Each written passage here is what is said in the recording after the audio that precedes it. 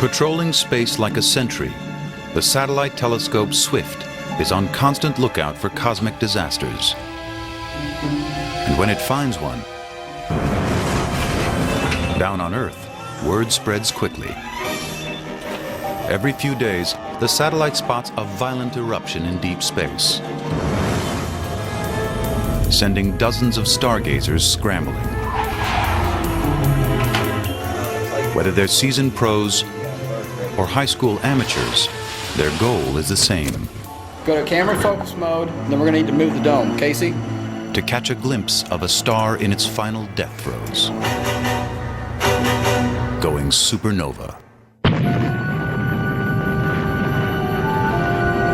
And leaving in its wake the strangest phenomenon in the cosmos. A black hole.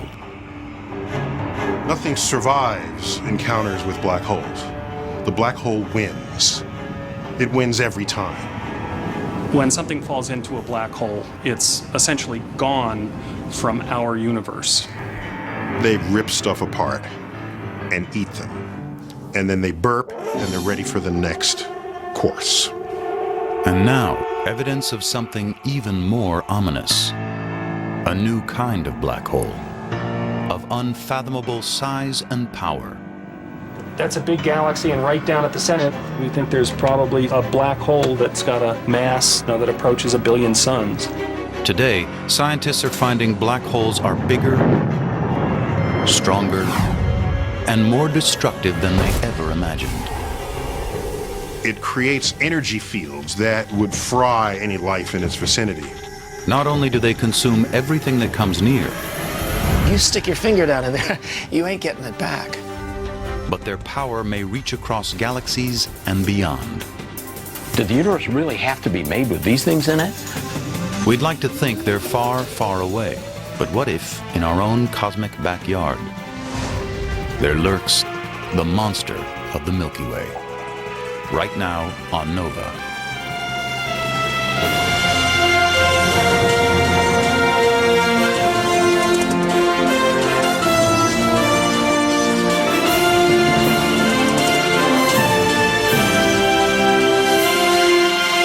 Major funding for Nova is provided by the following.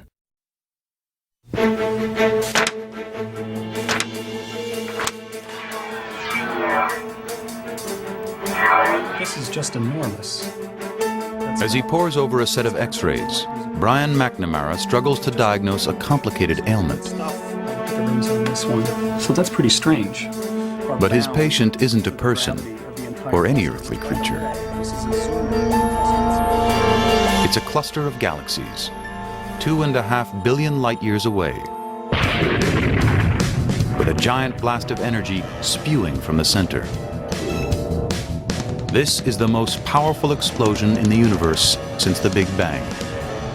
To put this on sort of an Earth scale, it's equivalent to about 1 trillion atomic explosions. So it's an enormous amount of energy.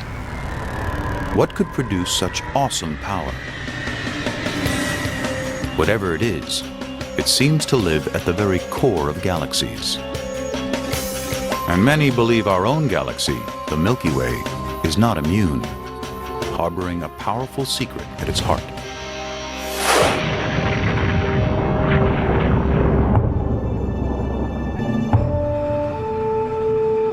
What could lie at the center of the Milky Way?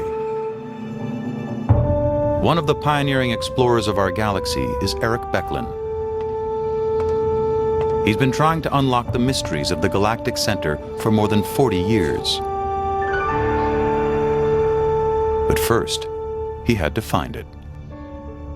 Back then, people weren't even sure where the center was. There was some vague understanding. There was a radio source called Sagittarius A, a very strong radio source, but there was even debate whether that was really the center or not.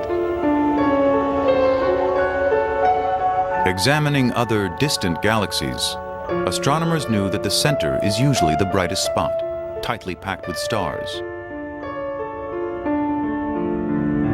But when they tried to pinpoint the center of our own galaxy, the Milky Way, they ran into a problem. the central stars were shrouded by cosmic dust. There is so much dust between us and the galactic center, it is completely opaque. You do not see the stars in the galactic center. The most powerful telescopes cannot see it. But there are other kinds of light that can pass through, like infrared, a form of light and heat invisible to the naked eye that travels in slightly longer waves. Infrared radiation gets through the dust because its wavelengths are longer and the dust just kind of rides on the infrared wave. In the 1960s, Becklin belonged to a Caltech team that bought an infrared detector from a military contractor and attached it to the end of a telescope. It was in August of 1966. I was up at Mount Wilson. It was a beautiful night on a small 24-inch telescope. And as we were looking with the infrared detector, we were seeing more and more stars. A simple chart recorded the infrared light of stars. Stars that until then had remained hidden behind a veil of dust and debris. This is a signal in the infrared, and each star gives you more signal. And we were building up, as we were getting closer to the center, more and more stars. We were actually seeing through the dust for the first time, and then came to a peak,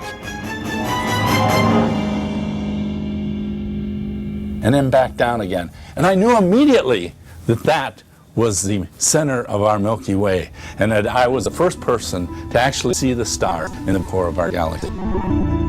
Located the heart of the Milky Way. From our perspective, an inconspicuous speck near the constellation Sagittarius. As a giant spiraling disk of hundreds of billions of stars, 100,000 light years from end to end. Our sun, about halfway out from the center, sits in the peaceful suburbs. But at the galaxy's core, the neighborhood gets more exciting and dangerous. There's a lot of gas. There's a lot of dust. This is absolutely the most crowded place in our galaxy. From Earth, we can see a few thousand stars with the naked eye. If you went to the galactic center, there would be millions of stars filling the sky. It's the big time. It's where the show really goes on in the galaxy. And so if you go there, you're very much aware of being a tiny little mouse in Times Square, and somebody's liable to step on you. For years, scientists suspected that a powerful force dominated this galactic Times Square. It had to come from an unimaginably massive object. Some thought it had to be a black hole. An object so strange, it's hard to describe. What's a black hole? It's a region of space. It's a point of infinite density. We don't know how to wrap our brains around that. If you fall in, you never come out. It's not the point of no return, it's the sphere of no return. Now you throw in a hungry beast in the middle of it all. It's this monstrous, mysterious thing. And if you can imagine taking a bowling ball, That, I don't know, eats everything. That's not true. you have something, you drop it off the top of a building, you're falling in to the deepest well you can possibly imagine. Physicists have just as hard a time as anybody else understanding this sort of thing. It's a black hole. There's no other phrase we can possibly use to describe it. The current idea of this bizarre creature comes from a radical view of space, time, and gravity. Welcome to the universe according to Albert Einstein. Albert Einstein had this crazy idea that space and time were curved, and it was the curvature of space that gave the appearance of gravity. We tend to think of space as rigid and stable, but Einstein proposed that space and time are woven together in a flexible fabric. Massive objects like the sun actually bend and warp the fabric of space-time, creating troughs that smaller objects can fall into. What actually happens is matter warps space-time. So the very space, the three-dimensional space that we walk through, warps slightly. Every warps in on me ever so slightly, but because we're not very massive, it's so minuscule that we don't sense it. If an object is massive enough, like the Earth, it will warp space-time so we can sense it and fall towards it. That's gravity. But what happens if an object is much, much more massive than the Earth or the Sun?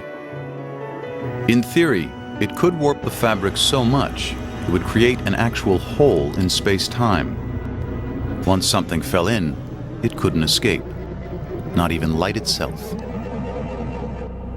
So imagine a place where the gravity is so strong, turning on a flashlight. The light would go up and it would never leave. It would curve and come back down just the way a tossed ball on Earth is not traveling fast enough. It goes up, curves, and comes back down. Space itself is falling inside the black hole. It's rather like a river falling over a waterfall.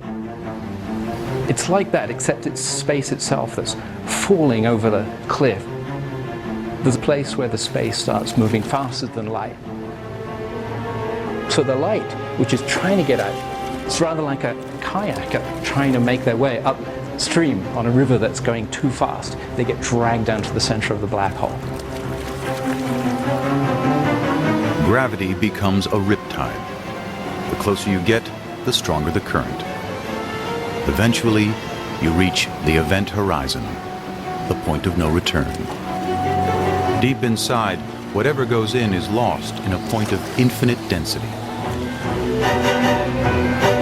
The matter goes inside the surface of the black hole, shrinks down to the very center, where it gets destroyed in a region of infinite warped space and time, and it's gone.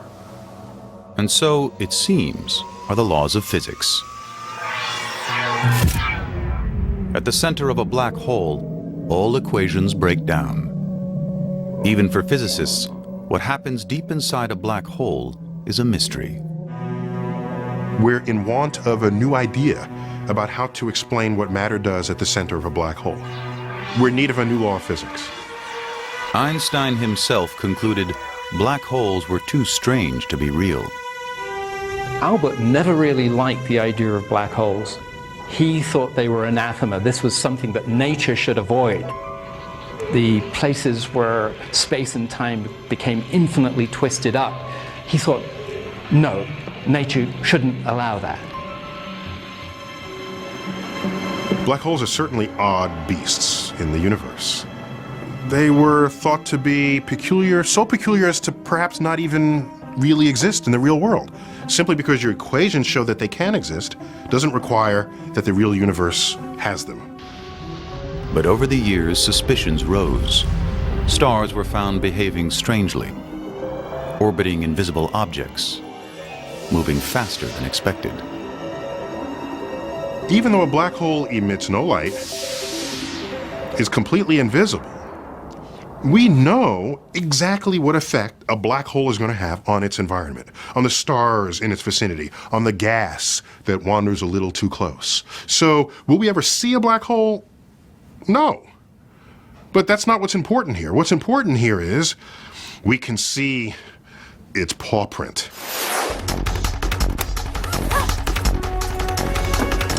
Suspicious that an enormous black hole was dominating the center of the Milky Way, Eric Becklin was eager to find its paw print.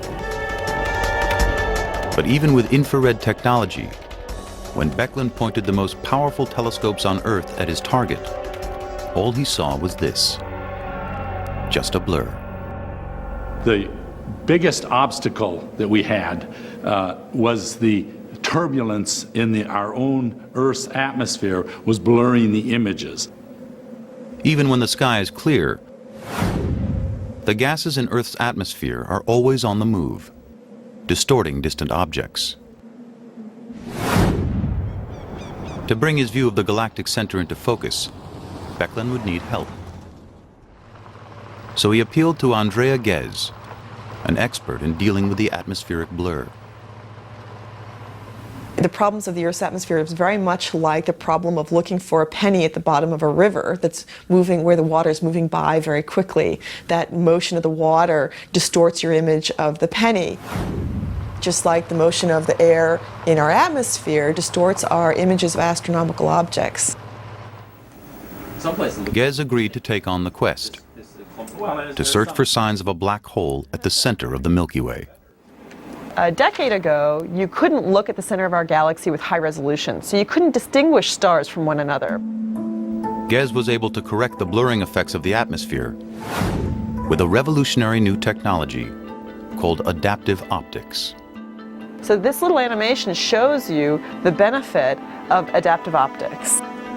You see the stars without adaptive optics, you turn the adaptive optics on, and all of a sudden you see stars. And in particular, you see stars near the center of the galaxy. Without adaptive optics, you would only see one big blob.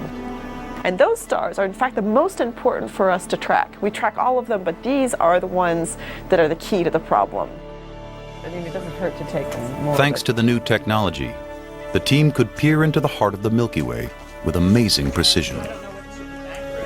Our view to the center of the galaxy is absolutely superb, and our ability to position stars at the center of the galaxy is like somebody in Los Angeles seeing somebody in New York be able to move their finger like this, okay, just 2 centimeters. That's the precision with which we can measure something that is 26,000 light years away from us. Once the view was clear, Gez could start the hunt. If there were a black hole at the center of the galaxy, its paw print would be found in the rapid orbits of nearby stars. Keep our fingers crossed. The conclusive experiment to be done that really demonstrated that there was a black hole is to follow the orbits of individual stars in the galactic center very, very accurately and with the highest precision possible. When an object like a star approaches another, more massive object, the pull of gravity will make the star speed up. If it's orbiting close to a massive black hole, the star should accelerate to enormous speed and then whip around the black hole like a slingshot. Okay, so we have the black hole here. The more massive it is, the more pull there is. The more pull there is, as it gets close to the black hole, the faster it goes. And we are measuring the speed of these stars. That's the key to getting the masses, measuring the speed of those stars. This is our roadmap, and that's the center of our galaxy. There's a large cluster of stars that are orbiting the center of our galaxy, and by measuring the motion of stars, and in particular their orbits, we can figure out whether or not there's a central black hole. That environment in there, it's a crowded party. Gez set out to monitor the partygoers, to track every movement of the central stars. Basically, the way this experiment works is you take an image, you see where all the stars are, and then you come back sometime later and you take another image, and you look to see if they've moved. And so the second time we took an image, we knew we were golden. Those stars had clearly moved. This one moved to here, this one moved to here, this one moved to here, and so on. As Gez continued to track the stars, she found some making dramatic hairpin turns. It made a huge jump to over here. So it went whoop, all the way around. And it's moving on order 10 million miles per hour. So it's just speeding away. Other astronomers clocked the stars with similar results. Not only were the stars accelerating to phenomenal speeds, their orbits were perfectly smooth. Gez knew that they had to be circling a single massive object. Most black holes are thought to be about 10 times more massive than our Sun, but the object at the center of the Milky Way was roughly 3 million times as massive. For Gez and Becklin, that could mean only one thing. All other physical explanations of what was at the very center were gone. The only thing left was a black hole. Not only was this black hole supermassive, it was millions of miles wide. Astronomers around the world admitted the evidence was impressive. have to say, when I first saw Andrea's video, I was stunned when I saw that star come out of the left side of the frame and go zipping around and go shooting off into the other end of the frame, and it moved around a point in space and nothing was there. That we could, with our instruments, effectively travel to the center of the galaxy 26,000 light years away and collect the evidence for such an incredible object was really an amazing achievement. It seemed undeniable. A giant black hole, and at the center of our Milky Way. But how could such a monstrosity come to be? One idea is that black holes are born out of the death throes of enormous stars. Like a red supergiant, a star 10 times more massive than our own sun. Deep inside, temperatures soar above 1 billion degrees. Helium and carbon fuse into heavier elements: oxygen, silicon, sulfur. Eventually, the nuclear reaction creates iron, and the core stops burning. Then, the star implodes under its own immense gravity and goes supernova. What's left is a heavy core of subatomic particles, a neutron star, only about 10 miles across, but of incredible density. In fact, it's so dense that a teaspoonful of neutron star matter would weigh about 1 billion tons. If the neutron star is heavy enough, 3 times more massive than our sun or more, the implosion will continue. Eventually, the gravitational pressure will be so large that the neutrons themselves will be crushed, and there'll be nothing left to stop the collapse. Many researchers believe that the Milky Way is littered with small black holes, the dark, dense remains of dead stars. There must be millions and millions of black holes zipping around our galaxy as we speak. But we don't see them in general because they're dead. They're corpses, and there's nothing there to light them up. They might be invisible, but to a visitor, these small black holes, maybe 10 miles in diameter, would be especially deadly. One of the scenarios that always gets me thinking is death by black hole. Approaching a black hole, the gravity is so strong and space is so warped, it distorts the light all around it. If it's a small black hole, then soon you'll be distorted too, by tremendous tidal forces of gravity. The tidal force is the difference between the gravity at your head and your feet. The gravity at your feet, if they're closer to the black hole, is a little bit stronger than the gravity at your head, and you feel that as something that is tearing you apart. Stretching you from head to toe. The tidal forces unrelentingly getting stronger as they exceed the molecular forces that bind your flesh as you snap into 2 pieces, and those 2 pieces snap into another 2 pieces.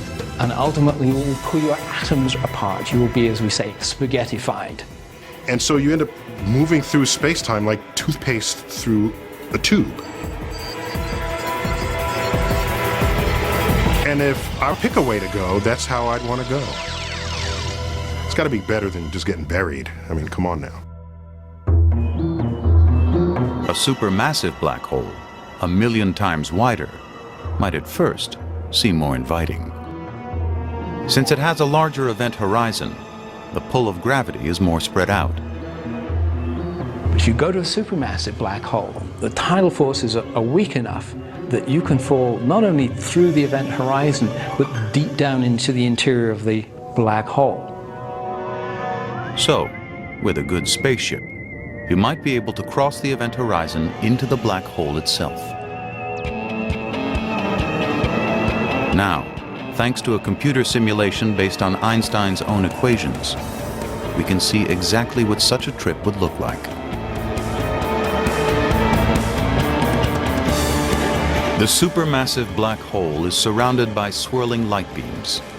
as superheated gas rushes into orbit at high speed. Light and matter are suspended by centrifugal force, and then inevitably fall victim to the relentless pull of gravity.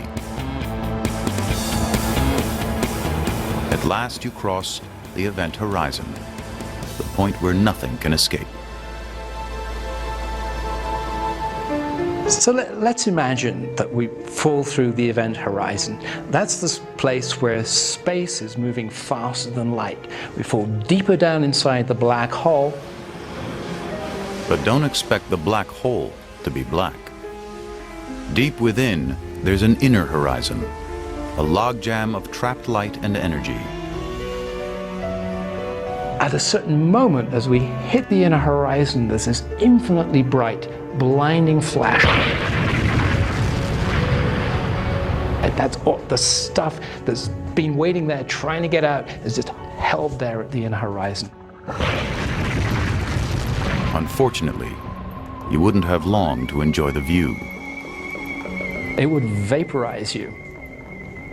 Roast you, vaporize you, marmalize you. Almost certainly, if you fell into a real black hole, you would simply, unfortunately, die. Science fiction displays a bit more optimism, like the 1979 movie The Black Hole. Space travelers do indeed fear this massive object. I will travel where no man has dared to go. Into the black hole? Why, that's crazy. Cuckoo is a Swiss clock. But even more cuckoo, the heroes actually survive their descent into the beast, Black hole is pulling us in. where they're treated to a heavenly experience.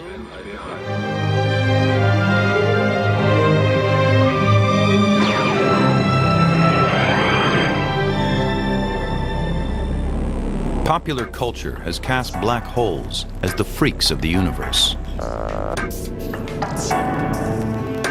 And the supermassive black hole at the center of our Milky Way, weighing in at 3 million times the mass of the Sun, seems especially monstrous. But is it unique?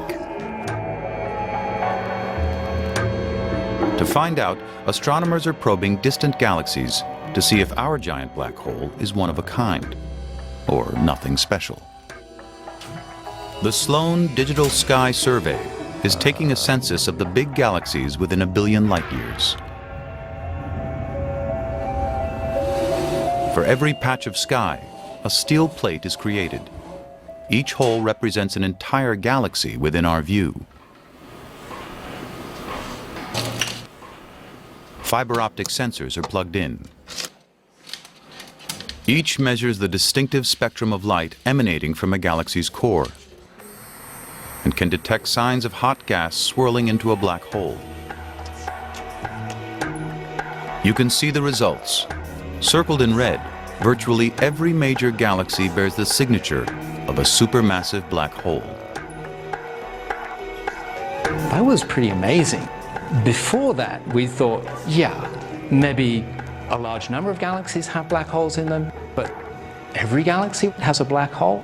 That was something very interesting.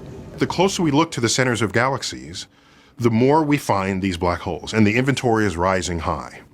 So any idea for the formation of a galaxy will now have to include some explanation for how you get a black hole in its center. So how did every big galaxy in the universe end up with a giant black hole in the middle? To understand, we have to go back to the very beginning. The Big Bang. You got the Big Bang handing you your birth ingredients, your hydrogen, your helium, your traces of some other elements. So it's kind of like this soup. You put it together and stir it. The main stirrer for the soup is gravity, drawing together wisps of hot primordial gases. Over time, the clouds of hydrogen gas cool down and grow more and more dense, until some coalesce into the first stars. These are giants, hundreds of times bigger than our sun.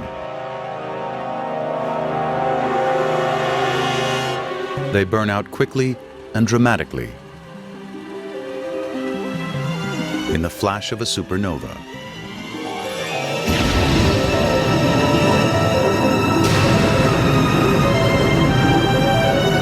What's left at the core is a black hole. Perhaps the black hole becomes the seed from which the galaxy sprouts, the gravitational seed that is used as an attractive force to accumulate the rest of what we would today then call the greater galaxy. Possibly seeded by black holes, the infant galaxies dance and orbit one another as gravity pulls them closer. So our Milky Way galaxy, as this time-lapse simulation shows, was not born in one single event. Instead, it was built over billions of years from a swarm of smaller galaxies smashing together, merging. But if another galaxy comes too close, they will each feel each other's gravity. And in that collision, what started out as a stately ballet of stellar orbits moving around the center of their galaxy has now become this maelstrom. There's no other way to say it. Galactic cannibalism, that's what they're doing. They're dining on their neighbors, eating entire galaxies. Well, for every galaxy you eat, if that galaxy has a black hole in its center, it's going to eat the black hole. The black hole will work its way down to the center of the large galaxy, making the center of the galaxy bigger as well as the galaxy itself. It's just that simple. The big galaxies get bigger, and the little ones get eaten. Galactic cannibalism is how galaxies grow, and with them, the black holes at their centers merge and grow bigger. But what does the presence of such a monster mean for the life of a galaxy?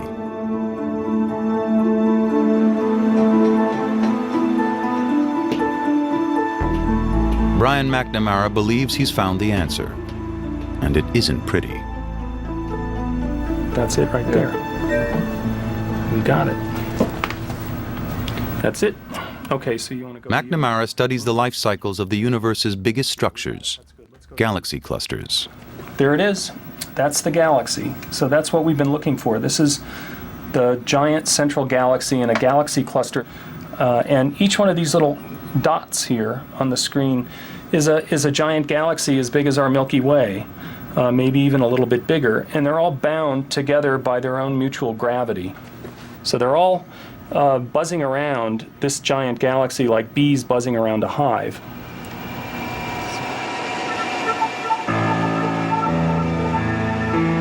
McNamara probes his galaxies with multiple tools.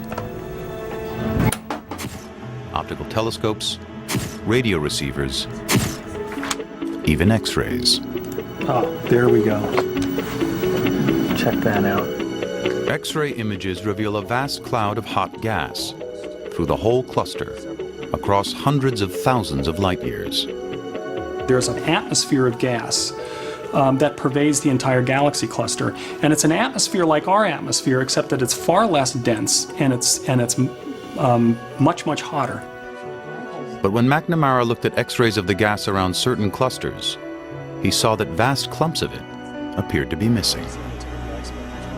I was blown away. I'll never forget the moment we got the observations, and lo and behold, these two giant cavities showed up in the X-ray emission.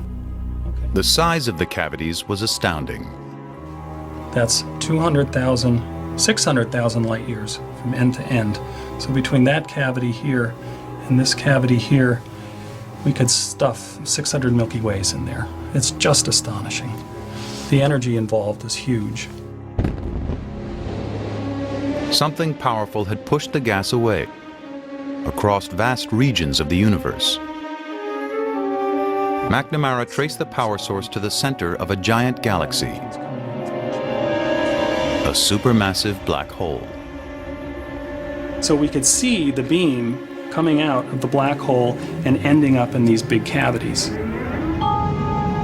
But how can a black hole, a creature famous for devouring everything within its grasp, spew energy across the universe? The answer lies in the way matter falls toward the black hole. It turns out, nothing goes straight in. As matter falls in, what we know now is that it spirals around in a disk, okay, very much the way when water goes down the drain. It doesn't just go straight down the drain. Just as water spirals down a drain in a whirlpool, matter and light spiral at high speed into a black hole. And the speeds that matter can achieve around that black hole approach the speed of light. And when matter travels at that speed, it gets a tremendous amount of energy. Matter falling into a black hole is a lot of stuff trying to get into a very small place. And so it's like trying to fill a dog dish with a fire hose. Most isn't going to get in. The black hole chokes on the influx. And the high-speed whirlpool of matter produces a powerful magnetic field, coiling around the black hole and shooting the energy outward. These enormous jets of energy, hundreds of millions of times the power of the sun, can blast right out of the galaxy. There's no question that the black holes at the centers of galaxies have a profound influence on their surrounding. They send out these huge jets moving at almost the speed of light. And those jets can send shock waves into the surrounding medium and change their surroundings completely. They have a dramatic influence. Not only can they blast away huge quantities of gas, but they may even sterilize the galaxy so new stars can't form. The supermassive black holes at the center may be responsible for limiting the size of galaxies. In principle, galaxies can grow to very, very large sizes, and what we see in the universe is that they don't. And we think that the supermassive black holes at the center may be the culprit. They may be responsible for preventing runaway growth of galaxies. We usually think of black holes as God's dumpster, but they really are actors on the galactic stage.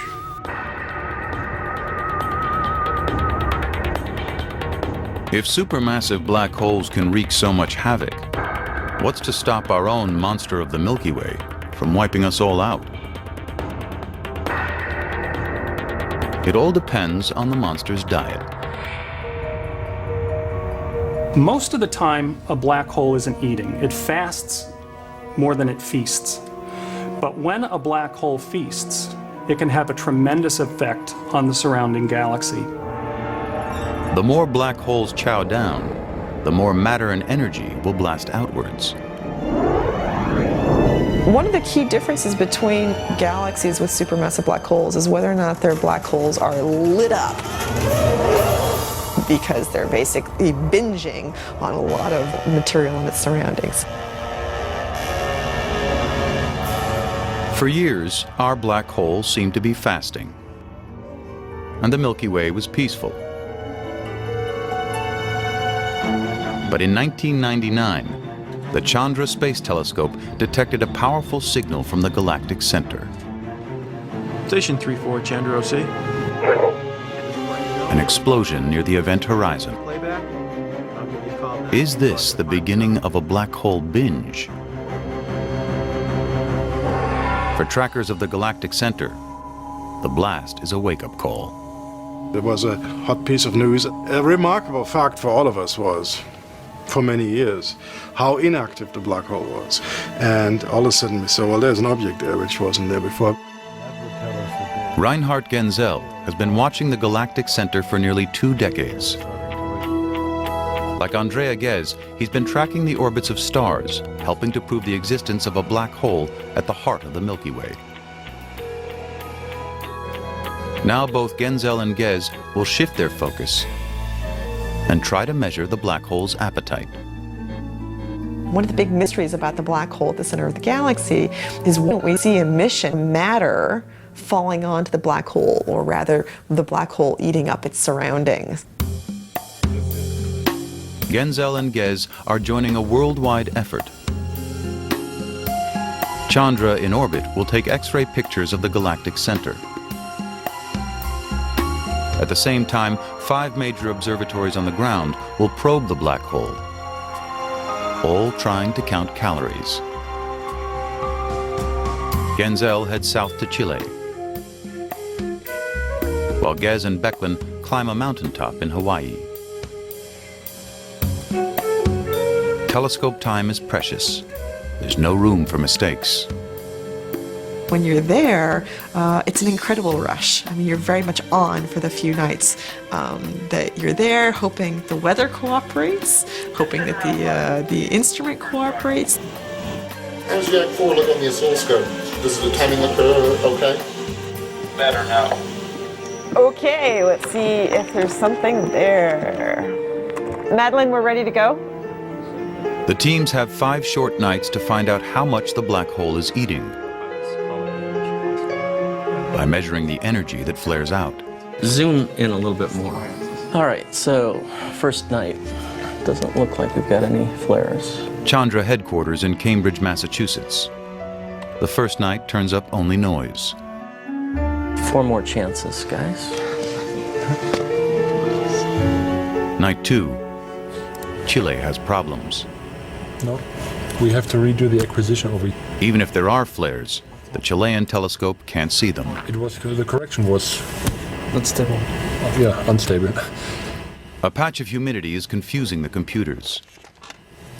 The crucial adaptive optics aren't working, and everything's a blur. Okay, now we have a problem with the 8 meter, with the main mirror. The 8 meter mirror seems to be deformed. In Hawaii, it's not much better for Gez and her team. The Galactic Center is playing hide-and-seek behind overcast skies. We're fighting with clouds. It looked better just a moment ago, so it looked like we were just ready to go, but now it's looking like yuck. The Hawaiian forecast predicts even more clouds tomorrow. The team is getting anxious. Finally, on night 3, the German team's luck changes. Very incorrection. Look at this. Right. It's really flaring. In Chile, they spot an outburst. That's the best flare event that we saw during this run. Definitely. A new point of light appears in the starfield, one that wasn't there before. Very nice, very nice. Here we can clearly see a region between those 2 sources where there is no other object. And here we have the same region, the same 2 sources, and now in between we see an additional source. So this is the flaring state of Sagittarius A star. JPL-COM, Chandra C. When the Chandra team downloads their data from space, they see it too. Oh, yeah. The X-rays show a spike that coincides with the Germans' flash of light. Genzel checks in with the Hawaiian team, but they're in the wrong time zone. News from our colleagues, of course, telling us that they are a few hours further west, so the sun hasn't even set yet. The Galactic Center hasn't risen above the Hawaiian horizon, and Gez has missed the flare. This part kills me. Waiting. But the next night, Gez finally gets what he's looking for. Well, that image a whole lot better. Really? Yeah. Really? So in fact, we can see flaring activity where we think we're seeing matter fall into the black hole. And just a few minutes later, it was absolutely gone. This now you see it, now you don't flash of light is an explosion of energy produced when matter rushes toward the black hole and some escapes.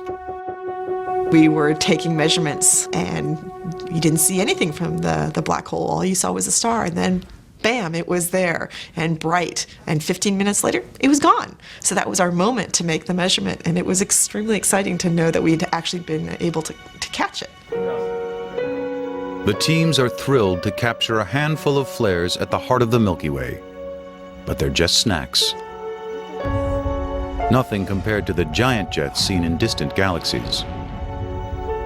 What's more, they're looking like rare events. There's simply not enough matter near our black hole to provide a large continuing feast. It seems, at least for now, the giant's plate is empty. Our black hole had a wild teenage life. I'm pretty sure of that. It had jets. It threw a lot of matter out. It had a grand old time. And now it's decayed into the old folks' home. But what would it take for the monster of the Milky Way to come out of retirement? Could explosive jets of energy blast across our galaxy in the future? Tantalizing clues are turning up in the coldest place on Earth. A Smithsonian team is tuning into high-frequency radio signals from the galactic center. The best reception is at the South Pole. Not as nice as Hawaii, but the date is worth it.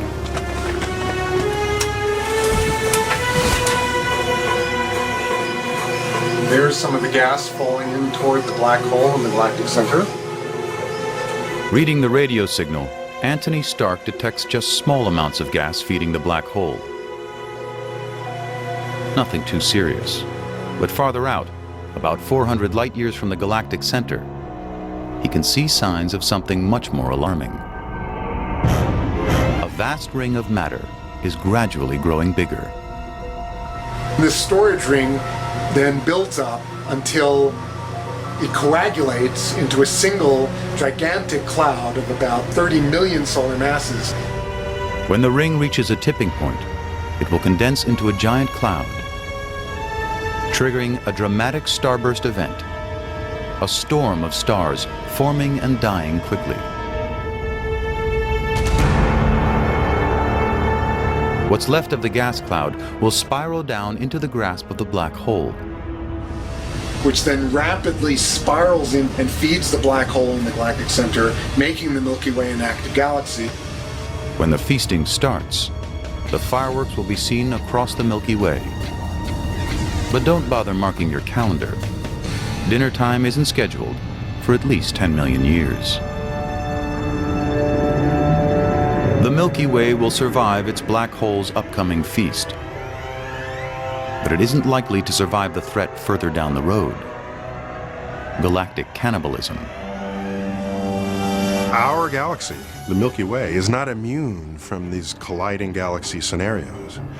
We've got neighbors. 2 million light-years away, our closest neighbor, the Andromeda Galaxy, is charging toward us at almost 700,000 miles per hour. We're falling towards each other, and one day we will collide. Knowing the galaxy's dimensions and the laws of gravity, what our simulations show is what could happen basically in quite a few billion years from now, when the two galaxies will actually approach each other and merge.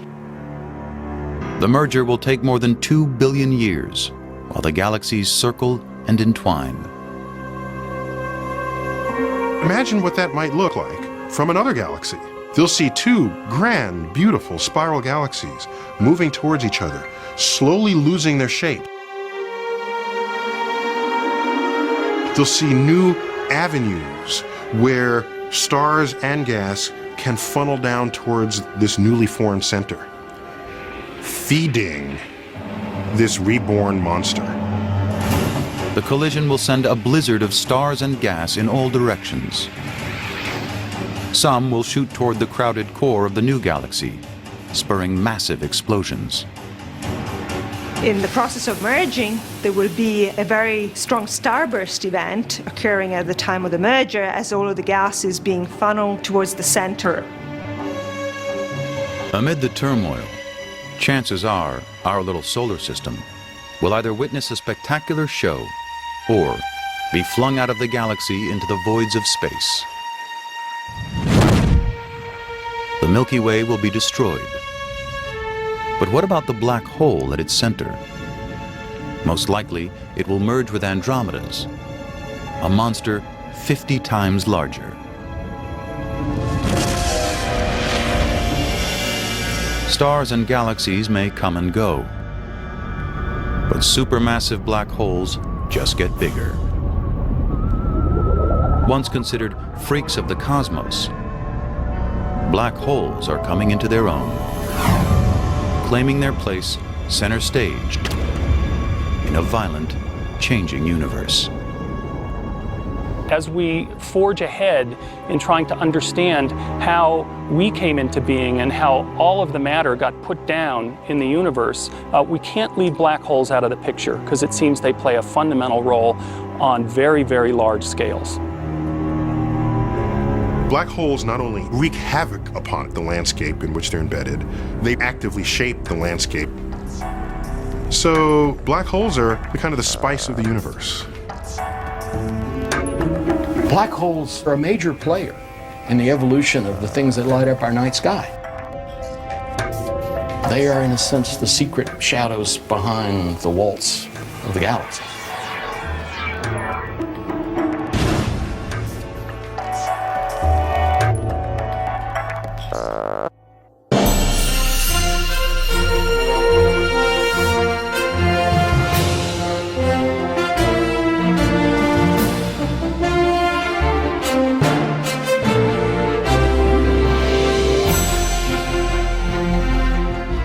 To order this show or any other NOVA program for $19.95 plus shipping and handling, call WGBH Boston Video at 1-800-255-9424.